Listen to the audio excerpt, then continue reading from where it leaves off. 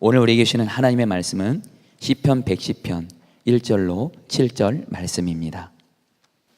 주님께서 내 주님께 말씀하시기를 내가 너의 원수들을 너의 발판이 되게 하기까지 너는 내 오른쪽에 앉아 있어라 하셨습니다. 주님께서 임금님의 권능의 지팡이를 시온에서 하사해 주시니 임금님께서는 저 원수들을 통치하십시오. 임금님께서 거룩한 산에서 군대를 이끌고 전쟁터로 나가시는 날에 임금님의 백성이 즐거이 헌신하고 아침 동이 틀 때에 새벽 이슬이 맺히듯이 젊은이들이 임금님께로 모여들 것입니다. 주님께서 맹세하시기를 너는 멜기세덱을 따른 영원한 제사장이다 하셨으니 그 뜻을 바꾸지 않으실 것입니다. 주님께서 임금님의 오른쪽에 계시니 그분께서 노하시는 심판의 날에 그분께서 왕들을 다 쳐서 흩으실 것입니다. 그분께서 문 나라를 심판하실 때 그 통치자들을 치셔서 그 주검을 이 땅 이곳저곳에 가득하게 하실 것입니다. 임금님께서는 길가에 있는 시냇물을 마시고 머리를 높이 드실 것입니다.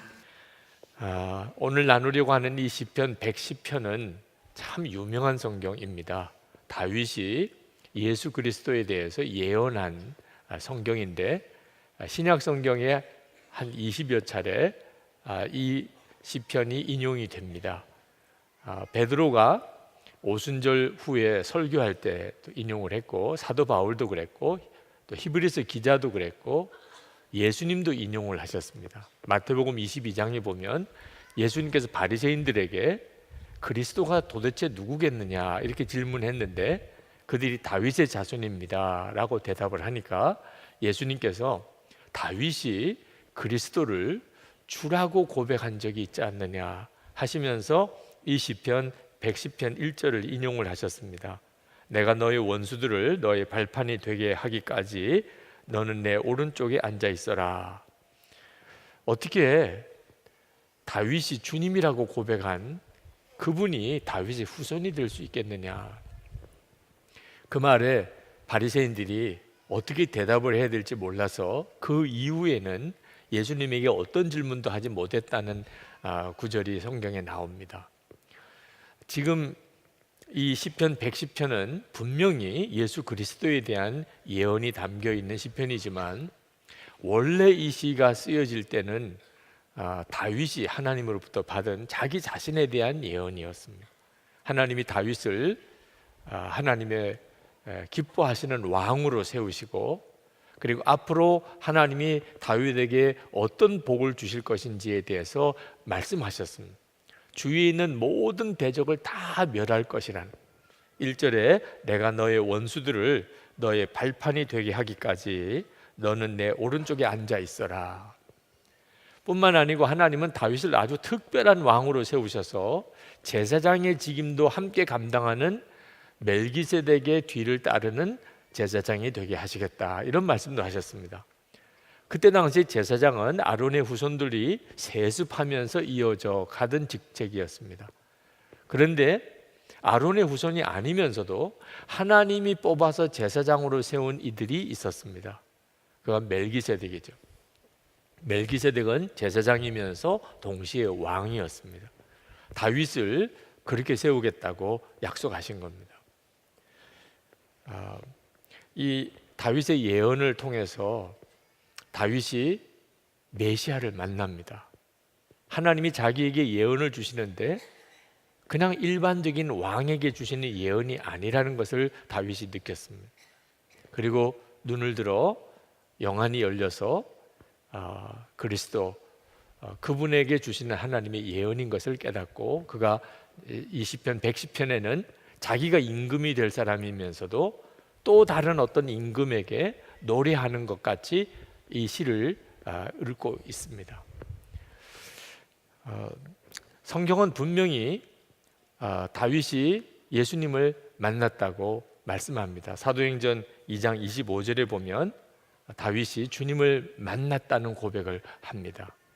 또 다윗이 성령의 감동으로 예언을 했다는 성경도 나옵니다. 사무엘하 23장 2절에 보면 여호와의 영이 나를 통하여 말씀하시며. 다윗은 예언자이기도 했던 거죠. 이 다윗이 예수님을 보았고 또 예언도 하다는 가장 결정적인 증거가 시편 110편입니다. 그런데 우리는 이 시편 110편에서 예수를 믿는 모든 성도들에게도 동일하게 주시는 말씀이라는 사실을 깨달아야 됩니다. 여러분, 왕 같은 제사장이라는 말을 들어본 적이 있으시죠? 그 누구를 가리켜 하는 말씀입니까? 저와 여러분, 예수를 믿는 모든 그리스도인을 향하여 왕 같은 제사장이라고 말합니다. 베드로전서 2장 9절에 보면 그러나 너희는 택하신 족속이요 왕 같은 제사장들이요 거룩한 나라요 그의 소유가 된 백성이니 이는 너희를 어두운 데서 불러내어 그의 기이한 빛에 들어가게 하신 이의 아름다운 덕을 선포하게 하려 하십니다. 이 왕 같은 제사장이 바로 멜기세덱을 따르는 제사장을 말하는 겁니다. 우리들 모두가 그렇다는 거죠. 그래서 이 시편 110편에서는 우리는 다윗에게 주시는 예언도 보아야 되고 예수 그리스도를 향한 예언도 보아야 하지만 우리 자신에게 주시는 하나님의 메시지도 오늘 이 시편 110편에서 듣게 되는 겁니다. 저는 그것을 이 1절 말씀에서 주님이 주신다고 깨달았습니다. 1절에 이렇게 말씀합니다. 내 오른쪽에 앉아 있으라. 자, 이 말씀은 내가 나가서 열 왕을 무찌르라 이렇게 말씀하지 않았다는 뜻입니다. 실제로 하나님이 다윗에게 주신 예언에 의하면 다윗이 주변에 있는 모든 대적을 다 무찌를 것이라고 말씀하셨습니다. 그렇다면 논리적으로 그러니 이제 너는 용기를 내어서 대적들 앞에 담대히 나가서 그들을 물리치거라 뭐 이렇게 해야 이게 말이 논리적으로 맞잖아요. 그런데 하나님께서는 다윗에게 그 주변에 있는 모든 대적을 다 멸하시겠다고 하셔놓고 너는 내 옆에 내 오른쪽에 앉아 있으라 이렇게 말씀을 하셨다는 거예요. 자, 이 말씀은 무슨 뜻이냐 하면 하나님께서 다윗에게 하신 예언이 전적으로 하나님 자신이 이루실 것이라는 뜻입니다. 열왕이 주변에 있는 모든 대적을 다 멸하시겠는데 그건 하나님이 직접 하시겠다는 거예요. 그래서 1절에 이렇게 말씀합니다. 내가 너의 원수들을 너의 발판이 되게 하기까지. 하나님이 그렇게 해주시겠다는 거예요. 그러면 다윗은 뭐 하는 거죠? 하나님 오른편에 앉아 있기만 하면 된다는 것입니다. 여러분, 이 말씀이 예수님을 믿는 우리에게 주시는 너무나 간절한 주님의 말씀과 동일한 말씀입니다. 요한복음 15장 4절에 보면 내 안에 거하라 나도 너희 안에 거하리라. 여러분, 예수 믿는 우리들에게 주님이 주시는 명령은 나가서 열심히 살아라. 내가 너에게 복을 주고 너에게 승리를 줄 테니 한번 나가서 열심히 살아보거라. 이렇게 말씀하셨으면 차라리 우리가 이해하기 쉬울 텐데 주님은 내 안에 거하라. 나도 너희 안에 거하리라. 나는 포도나무고 너는 가지니 너가 내 안에 거하고 내가 내 안에 거하면 내가 많은 열매를 맺을 것이라. 좀 이해하기가 어려운 말씀을 계속 우리에게 주고 계십니다. 그런데 이 말씀이 매우 중요해요. 우리가 진짜 주님을 의지하는지를 그대로 보여주는 것이기 때문에 그렇습니다. 하나님의 우편에 앉아 있는다는 일이 쉬운 일이 아닙니다. 믿음이 없는 사람은 할 수가 없어요. 믿음이 없는 사람은 뭐든지 해야 됩니다. 그렇지 않으면 불안해서 견딜 수가 없어요. 하나님 우편에 언제까지 앉아 있습니까? 할 일은 태생같이 많은데. 주님 안에 거하는 것도 믿음 없는 사람은 못합니다. 진짜 주님이 믿어지고 주님이 모든 일을 하신다는 게 믿어지는 사람은 주님 안에 거할 수 있습니다. 근데 그게 안 믿어지는 사람은 언제까지 주님 안에 거해요? 주님 안에 거해서 무슨 일이 되겠어요? 믿음이 없으니까 주님 안에 편안하게 거하지 못하는 겁니다. 하나님은 다윗에게 놀라운 약속을 해주셨습니다. 권능의 지팡이를 주시겠다고 그랬습니다. 2절에 주님께서 임금님의 권능의 지팡이를 시온에서 하사해 주시니 임금님께서는 저 원수들을 통치하십시오.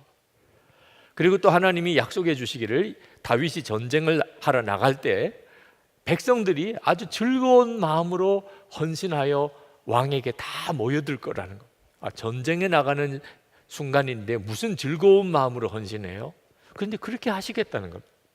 3절에 보면 임금님께서 거룩한 산에서 군대를 이끌고 전쟁터에 나가시는 날에 임금님의 백성이 즐거이 헌신하고 아침 동이 들 때 새벽 이슬이 맺히듯이 젊은이들이 임금님께로 모여들 것입니다. 주변에 있는 모든 대적 하나님이 친히 다 멸하시겠다고도 약속하셨습니다. 5절부터 7절에 보면 주님께서 임금님의 오른쪽에 계시니 그분께서 노하시는 심판의 날에 그분께서 왕들을 다 쳐서 흩으실 것입니다. 그분께서 문나라를 심판하실 때 그 통치자들을 치셔서 그 죽음을 이 땅 이곳저곳에 가득하게 하실 것입니다. 임금님께서는 길가에 있는 시냇물을 마시고 머리를 높이 드실 것입니다. 다윗이 전쟁터에 나가겠지만 그 전쟁에서 왕들을 대적들을 다 멸하실 분은 하나님 자신이시라. 이 놀라운 약속이 주어졌는데 더 중요한 문제는 다윗이 그 사실을 진짜 믿을 수 있느냐 하는 거예요. 하나님이 권능의 지팡이도 주시고 그리고 백성들이 즐거운 마음으로 군대로 자원하여 헌신하고 하나님께서 친히 모든 대적을 다 멸하시겠지만 너가 그것을 믿을 수 있느냐. 하나님께서 다윗에게 내 오른편에 앉아 있으라는 말은 아무것도 하지 말라는 뜻이 아니고 모든 역사는 하나님이 하신다는 것을 완전히 신뢰하라는 것입니다. 여러분, 이것은 예수 믿는 우리들이 이 세상을 어떤 방식으로 살아가야 되는지를 그대로 보여주는 것입니다. 우리는 세상 사람과 사는 방식이 완전히 다릅니다. 가장 뚜렷한 것은 주님을 정말 신뢰하는 것입니다. 역사는 주님이 하신다는 걸 정말 믿는 겁니다. 그래서 우리가 예수님 안에 거하는 겁니다. 요동하는 상황에서 큰 시험들이 일어나고 있는 때 우리가 주님 안에 거하는 겁니다. 목사로서 제게 있어서 가장 큰 문제는 조급함이었습니다. 저는 하여튼 성격이 뭐든지 빨리빨리 진행이 되면 좋더라고요. 그렇게 안 되면 막 화가 나고 짜증이 나고 낙심이 되는 겁니다. 그런 못된 성격을 가지고 있는 저를 주님이 굉장히 오래 참아주셨어요. 지금 생각해 보면 정말 하나님이 어떻게 참으셨나 싶을 정도. 그러면서 저에게 또한 기다리는 훈련을 계속 시키셨습니다. 제가 목회하면서 교인들을 보니까 정말 우리는 참지 못하는 존재들이더라. 어떤 문제를 가지고 기도하다가 한 2주만 응답이 안 돼도 언제까지 기도해야 되는? 이제 2주 지났는데 언제까지 기도해야 되는? 그러다가 1달, 2달 뭐가 일이 제대로 안 되면 그만 낙심해 버리는. 아니, 세상에 하나님을 믿을 거면 진짜 믿어야지 어떻게 저렇게 하나. 근데 꼭 제 모습을 그대로 보여주시는 것 같더라고요. 아, 그렇구나. 하나님을 믿을 거면 주님 안에 거하는 잠잠한 믿음이 있어야 하는 거예요. 하나님 우편에 앉아서 하나님이 하시는 일을 보는 믿음이 있어야 하는 것이구나. 그때 깨달았어요. 여러분, 정말 여러분은 주님 안에 앉아 있을 수 있습니까? 하나님이 우편에 가만히 앉아 있을 수 있습니까? 해야 될 일은 태산 같고 내가 안 하면 당장 죽을 것 같은데 그때 하나님이 하실 것을 믿고 주님 안에 거할 믿음이 여러분에게 있습니까? 주님을 바라보는 눈이 뜨인 것이 열쇠입니다. 그래서 예수 동행 운동을 하는 겁니다.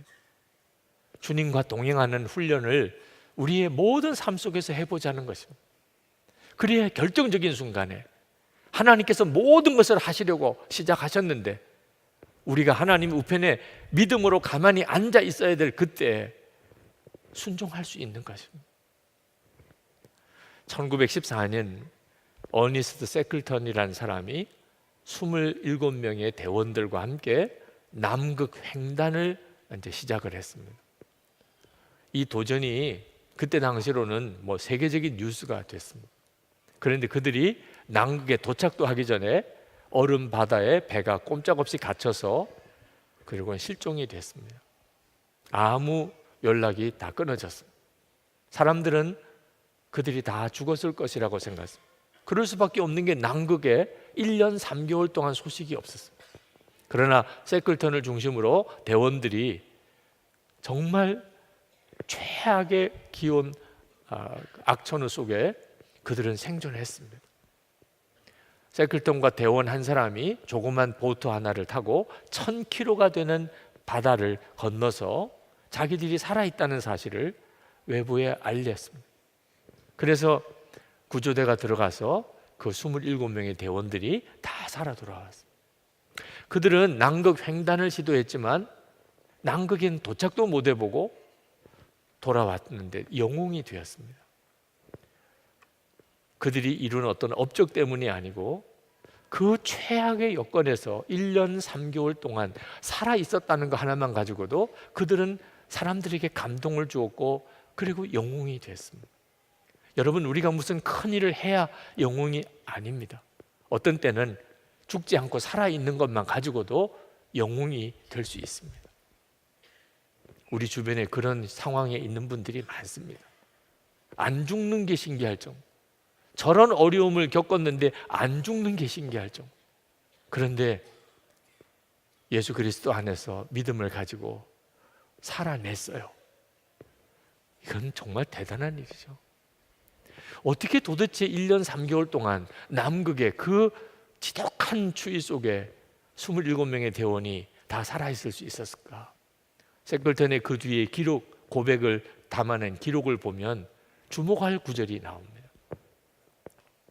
이 시기를 돌아보면 엘리펀트 섬과 사우스 조지아 섬 사이에 몰아치는 매서운 바다 바람과 빙원에서 하나님이 항상 우리와 함께 했으며 우리를 이끌어 주셨다고 확신한다.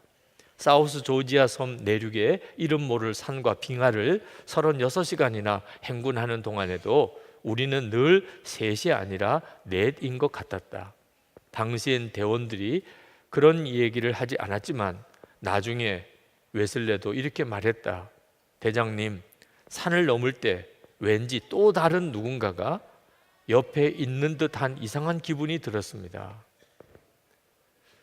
이 세클턴과 그 대원들이 그 최악의 상황에서 살아낼 수 있었던 것은 주님이 함께 계시는 것을 그들이 느꼈기 때문입니다. 여러분, 주님이 함께 계시는 것이 진짜 믿어지는 것은 정말 놀라운 일입니다. 그때 비로소 우리는 주님께 우리 문제를 정말 맡기고 쉼을 얻을 수 있습니다. 믿음이 대단한 것입니다. 주님께 완전히 맡기는 믿음, 주님 안에 거하는 믿음은 절대로 작거나 나약한 믿음이 아닙니다. 여러분, 예수님이 함께 하심을 정말 믿으셔야 합니다. 우리가 예수 믿은 축복은 죄사함을 받은 은혜가 있습니다. 하나님의 자녀가 되는 권세가 되는 것도 엄청난 은혜입니다. 그런데 반드시 여기까지 가야 되는데 우리 주님이 나와 함께 계시고 내가 주님 안에 거한다는, 주님과 온전히 동행하는 것이 실제 믿음이 돼야 비로소 예수 믿은 진짜 믿음입니다. 우리는 죽으면 천국에 갑니다. 그러나 지금 여기서 주님과 함께 살아야 하는 것입니다. 죽고 난 다음에 천국 가는 것만 바라보고 오늘의 현실의 문제를 이길 수 없습니다. 지금 우리와 함께 하시는 주님을 바라보아야 조급하지 않게 됩니다. 시편 37편 7절에 여호와 앞에 잠잠하고 참고 기다리라. 이게 우리에게 주시는 하나님의 말씀입니다. 자녀를 기르면서 이 아이가 언제 다 크나 그럴 때가 있죠. 근데 어느 순간에 뛰어다녀서 쫓아다니기도 힘들 정도가 됩니다. 하나님 언제 역사하시나, 언제 응답하시나 그럴 때가 있습니다. 근데 여러분 보십시오. 하나님이 역사하기 시작하면 그 다음엔 도대체 하나님이 하시는 일을 쫓아갈 수도 없을 정도로 버거울 때가 있습니다. 하나님은 우리 안에 반드시 주의 일을 행하십니다. 우리가 잠잠히 주님 안에 거하는 일이 필요합니다. 그러나 여전히 여러분 중에는 정말 주님 안에 거하기만 하면, 진짜 주님만 믿기만 하면 주님이 역사하실까? 안 믿어지는 분들이 있으실 거예요. 우리가 정말 주님 안에 거하기만 하면 주님께서 모든 일을 행하실 것이라는 그 믿음의 눈을 열어주는 책이 한 권 이번에 발간되었습니다. 바디 바이블이라고 하는 책, 이창우 장로님이 쓰신 책, 정형외과 의사이십니다. 저는 이 책을 읽으면서 굉장히 많은 도전도 감동도 받았습니다.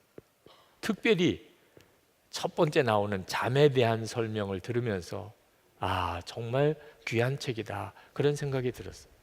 오늘 우리에게 하나님이 던져주신 질문, 정말 주님 안에 거하기만 하면 되나 하는 것에 대해서 명확하게 설명해 주고 있었습니다. 여러분, 하나님은 우리를 창조하시고 그리고 살아가게 하시는데 하루에 3분의 1 정도는 반드시 잠을 자게 하셨습니다. 이건 모든 생물들이 마찬가지입니다. 아무것도 하지 않는, 모든 것을 다 내려놓고, 심지어 생각까지도 다 내려놓고 꼼짝하지 않고 죽은 것처럼 매일 6시간에서 8시간은 자도록 그렇게 만든 것. 이건 너무 신기하지 않습니까? 하나님이 왜 굳이 그렇게 만드셨어요? 잠 안 자고 살면 얼마나 시간이 많겠습니까? 근데 하나님은 3분의 1 반드시 아무것도 하지 않고 그냥 모든 의식 다 내려놓고, 그리고 정말 죽은 듯이 가만히 누워있게 하셨습니다. 근데 참 놀라운 것은 그렇게 아무것도 하지 않고 누워있기만 하는데 하나님은 우리 몸을 그 잠자는 기간 동안 다 회복시키십니다. 하루 동안의 피로를 다 씻으시고 우리의 장기가 다시 새롭게 만드시고 우리의 몸의 기력을 다시 다 회복시키시고, 그리고 아침에 눈을 뜨고 벌떡 일어나게 하시는, 이건 정말 놀랍잖아요. 우리는 아무것도 하지 않고 잠만 자고 있는데 해는 지고, 그리고 달이 뜨고 별이 뜨고 지고 새로운 하루의 해가 떠오릅니다. 우리가 한 게 아무것도 없어요. 그런데 저녁이 되고 아침이 되는 그 모든 일들을 하나님이 운행하고 계십니다. 정말 놀랍잖아요. 우리가 살아가는 우리의 인생도, 그리고 우리가 사는 이 세상도 실제로는 하나님이 다 움직이시는 것을 우리에게 말씀하고 계세요. 정말 주님 안에 거하기만 하면 주님이 모든 것을 책임져 주실까? 잠자면서 그것도 모르세요? 여러분이 잠자는 것이 그대로잖아요. 우리가 그냥 주님 안에 거합니다. 잠은 하나님이 우리를 향한 초청이에요. 쉬라, 내 품에 안기라. 이제 너희들의 모든 수고, 고민, 염려 다 내려놓으라. 내 품에 안겨. 그런 하나님의 초청이잖아요. 아직도 나는 죽고 예수로 사는 복음을 잘 이해 못하겠다 하시는 분 있습니까? 여러분, 나는 죽고 예수로 사는 복음이 그대로 잠자는 거잖아요. 잠잘 때 여러분은 죽는 거잖아요. 아무것도 하지 않잖아요. 모든 의지, 노력 다 내려놓잖아요. 그러므로 여러분, 잠자리에 들 때 주님, 저는 이제 죽음으로 주님 안에 안깁니다. 아무것도 저는 하지 않습니다. 의식조차도 이제는 다 사라집니다. 주님께 완전히 맡깁니다.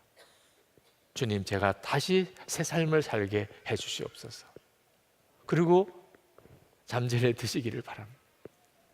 우리 주님이 무엇을 먹을까 입을까 염려하지 말라 하시고, 공중의 새를 보라, 저 들판에 있는 풀을 보라, 꽃을 보라, 다 누가 먹이고 입히냐? 하나님이 하신다, 그렇게 말씀하셨잖아요.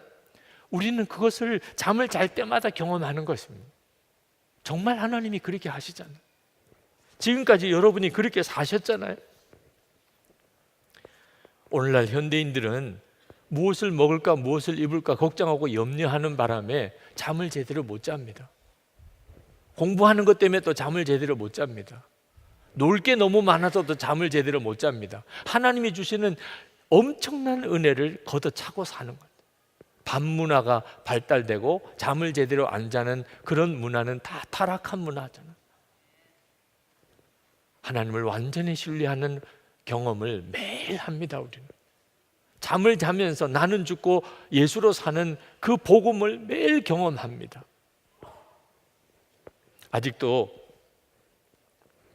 여러분 안에는 예수님께 완전히 맡기는 믿음이 아니신 분들이 있을 것입니다. 오늘부터 여러분이 잠을 잘 때, 아, 지금이 바로 이 느낌이구나. 예수님께 완전히 맡긴다는 것. 이게 이 느낌이구나. 때때로 잠이 안 올 때가 있습니다.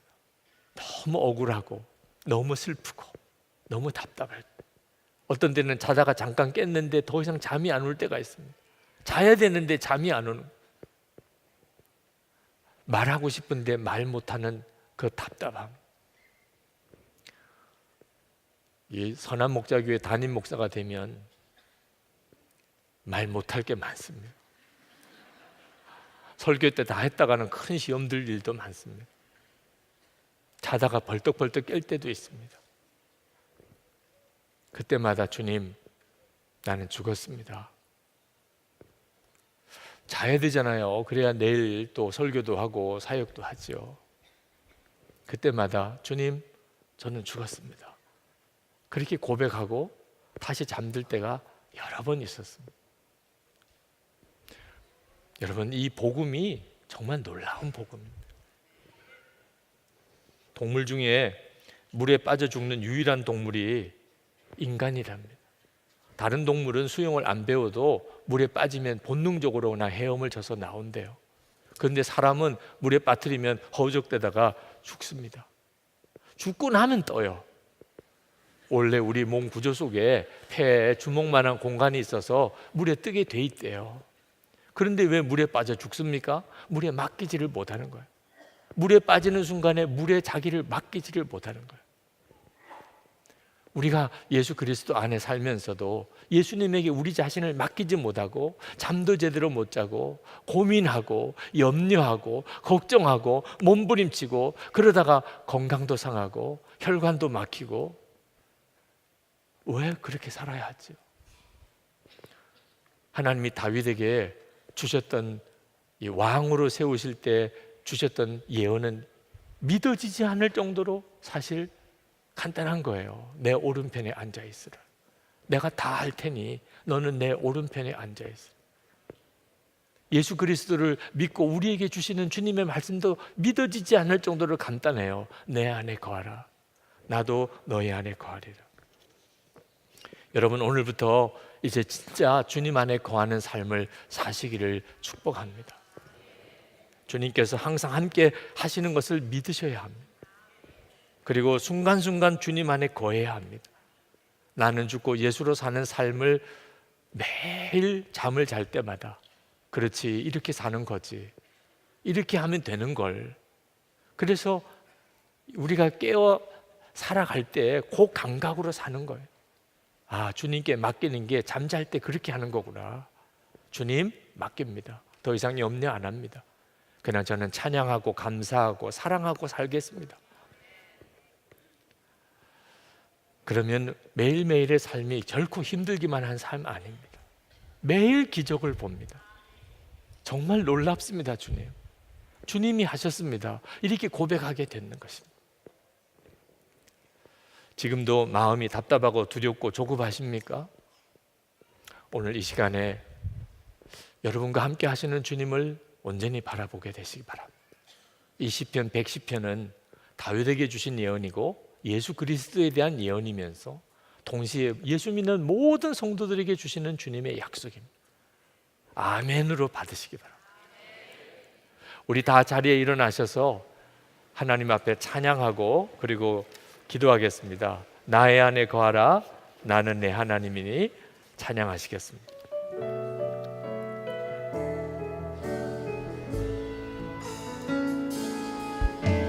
나의 안에 거하라, 나는 내 하나님이니 모든 환난 가운데 너를 지키는 자라.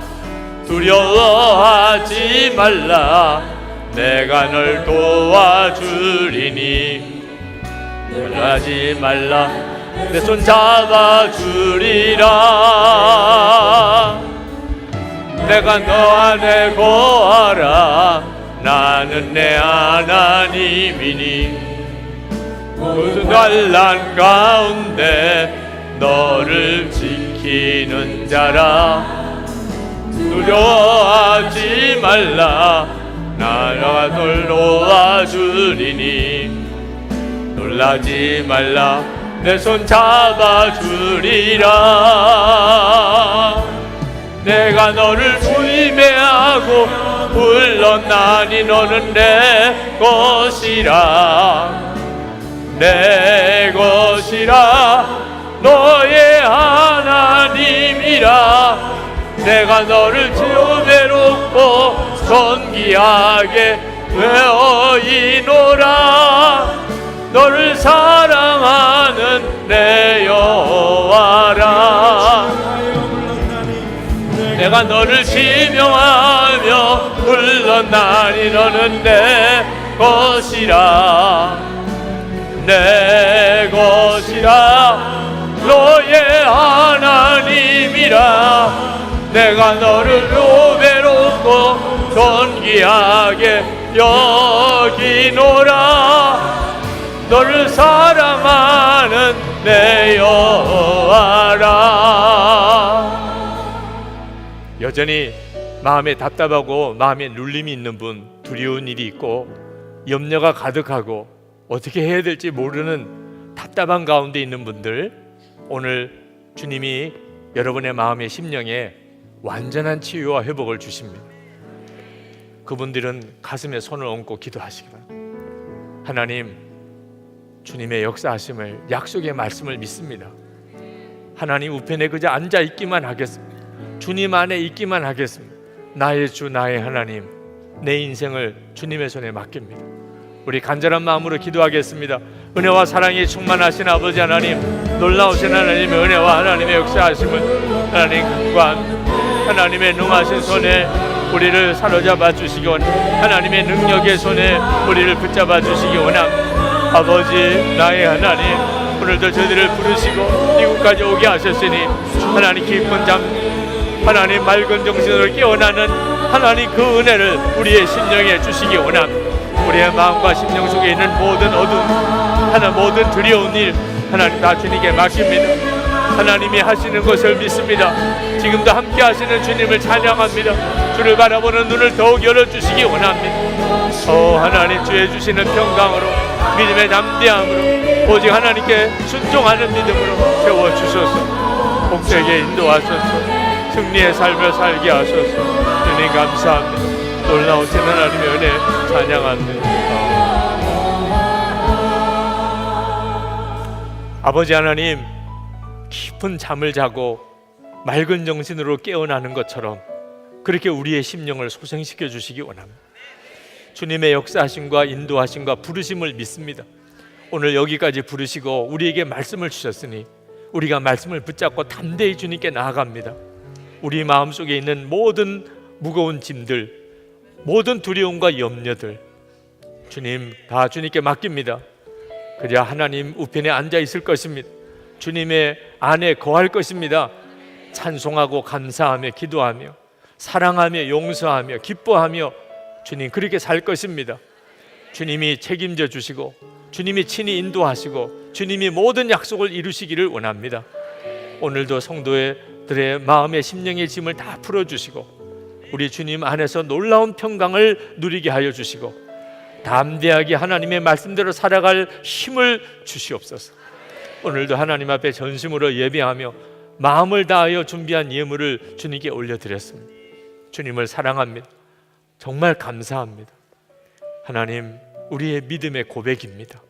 성도들의 믿음의 고백과 헌신을 받으소서. 하나님 기뻐하는 일에 귀하게도 사용되기도 하시고 오늘도 예배하고 돌아가는 모든 성도들이 주의 은혜를 충만하게 누리게 하소서. 몸에 병든 이들이 깨끗이 고침받게 하소서. 이 자리에 나올 수 없을 정도로 위중한 상태에 있는 모든 환우들이 이 시간에 동일한 주의 은혜로 고침을 받게 하소서. 우리의 가정에 하나님의 은혜가 넘치고 특별히 우리 자녀들이 우리보다 더 놀랍고도 귀하게 하나님 앞에 쓰임받게 하옵소서. 성도들의 기업에 복을 주셔서 주의 일할 힘이 있게 하시고 베풀고 돕고 나누고 사랑하며 살게 하소서. 아버지 하나님, 나라와 민족을 위한 우리의 간절한 기도 오늘도 주님께 올려드립니다. 하나님, 북한 정권 안에 영적으로도 윤리적으로도 반듯한 정권이 세워지게 해주소서. 진정한 평화의 통일, 자유의 복음이 전해지게 하소서. 북한 주민들이 살아나게 하소서. 이 땅에 진정한 십자가의 영광이 이 한반도 땅에 드러나게 해 주옵소서. 아버지 하나님, 아직도 억류되어 있는 김국기 목사님, 김정옥 목사님, 최충일 선교사님, 중국에 있는 온성도 목사님 비롯한 주의 종들이 속히 풀려나게 하소서. 아버지 하나님, 세계 열방에 나가 있는 선교사님들, 또 단기 선교로 떠난 우리 교우들, 저들의 사역의 현장에 지금 있는 그 자리에 동일한 주님의 은혜를 부으소서. 언제나 주님 안에 거하게 하셔서 염려와 근심, 두려움과 하나 눌림으로 살지 않게 하시고 항상 충만하게 하시는 주님의 은혜를 간증하게 하시옵소서. 주 예수 그리스도의 크신 은혜와 놀라우신 아버지 하나님의 사랑하심, 우리와 함께 하시는 보혜사 성령의 교통하심이 예배하고 돌아가는 모든 성도들과 함께 하시기를 축원하옵나이다. 아멘.